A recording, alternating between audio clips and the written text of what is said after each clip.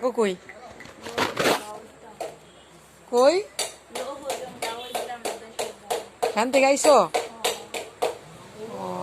জামাই নাই ও তাহলে বাচ্চা কাচ্চা 3টা না ওই ছোট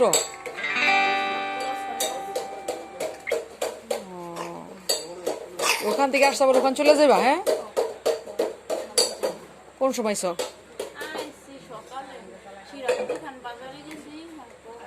কত হয়েছে ইনকাম কিছু হয়েছে আচ্ছা সকাল দুপুরে কিছু খাইছো